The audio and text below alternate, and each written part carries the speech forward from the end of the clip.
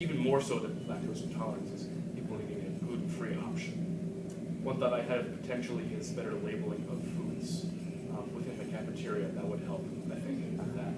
Maybe if we want to be more elaborate, have a small section of the bar at some point that has just gluten-free options or some sort of gluten-free topping section. So that's interesting. We have heard a lot of the gluten-free thing.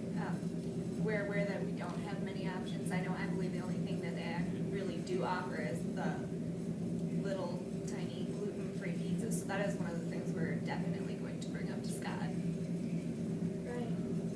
Because they have pasta a lot, and I know that you can get gluten-free pasta, but I don't think this would be here. Yeah, and part of it is the big transition from different food service directors. Gary's family was actually, his entire family was gluten-free, so he was very aware of, all the different varieties. So before you came, it was very accessible, but maybe one of the things that haven't been heard very often is the fact that we do have a lot of gluten-free students here, so that's definitely a good reason to come, so.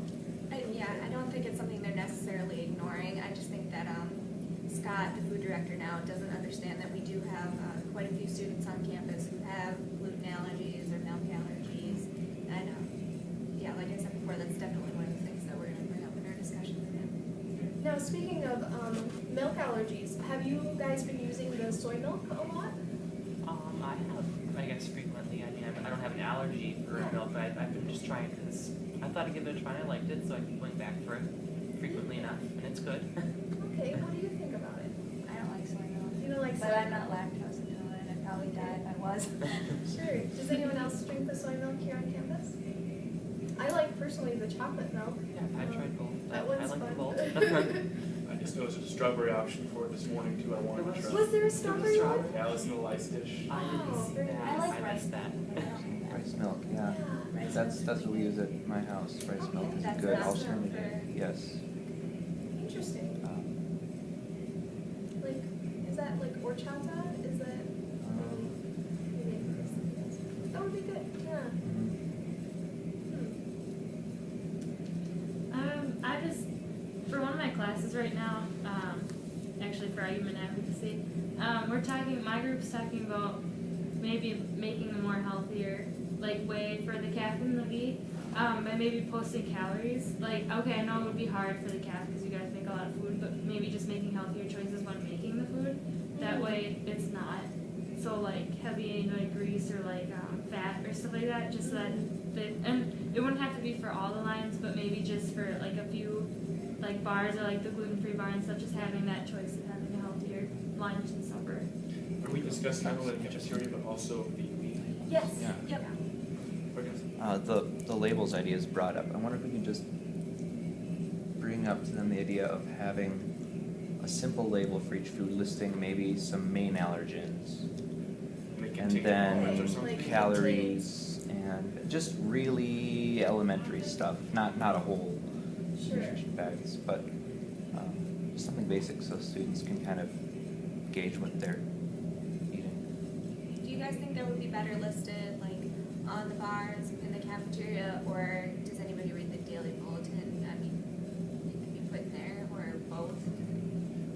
Could it be put on something like the sign outside, main course? That's Now, a good idea. right now the calories are mentioned in this pamphlet that's over by the student concerns box.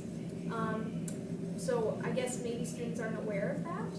Have you guys seen that around? They have a list of calories, and I think it's calories and then fat content for each item that's commonly served in Pioneer Catering. So wasn't I aware of haven't that. seen that. maybe I wonder if we could urge them to advertise that. That'd be Sure. nice. I think a lot of students would take advantage of that and be interested in what they're eating. If it could be made available perhaps at the desk as you go in.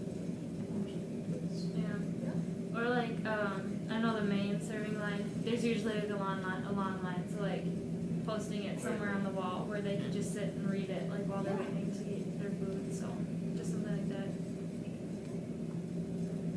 What are some other ideas that you came into here thinking that you should bring up for the benefit of the cafeteria? I'd like to encourage and continue the emphasis on fresh fruit. Although I would also encourage more work on vegetables. For me, they tend to be a bit soggy and less fresh as fruits. Are you talking about on the main line? I guess so. Okay. Like the broccoli and stuff. And green beans. Yeah. Yeah, over. Fine carrots too tend to have Mm. a lot of butter mixed in, and they can make it difficult to eat occasionally. Would it be better to be almost a little bit undercooked or overcooked? What would you prefer? I prefer under. Under. Rather, Okay. because they have, if they're overcooked, they start losing their flavor and their nutrients, and it's just sort of. I mean, just a light steaming is fine for me. Well, it depends on the ease of how it is prepared. That's true. Okay. Yeah. Because ideally we'd love to cook it at perfect temperature, you know. But that's good to know that you would eat it under. Andy, do you would you prefer under or? Yeah, under. Okay. I understand too that like it's hard to keep Right. it cooked and like fresh when there's some like when you're serving for a few hours, but Yeah. if there's just a way to kind of control it a little bit better, would probably be Fried eggs is beneficial. another example that comes to mind. For me, when I like the yolk to be still a running steak. Me but too. That's often not the case. They're often cooked within the cooker, like the warmer they're in, and that's unavoidable in most cases. Okay. And Amber, you're agreeing with him. Yeah, I it have happens that often. Okay. Yeah. Back to the fruit, the fresh fruit idea. Do you guys like the selection of fruit that we have now, or would you like more options? I like it. Yeah. Like, I think there's plenty of, Especially like the mixed fruit bowls. Oh, Yeah. Those are a Yep. treat. yeah, That's mixed fruit good. is my favorite. Good. I know when I was going here last year, everybody loved the weekend because they had wings every Saturday and Sunday, but they don't seem to do that anymore. Yeah, I have noticed that as well.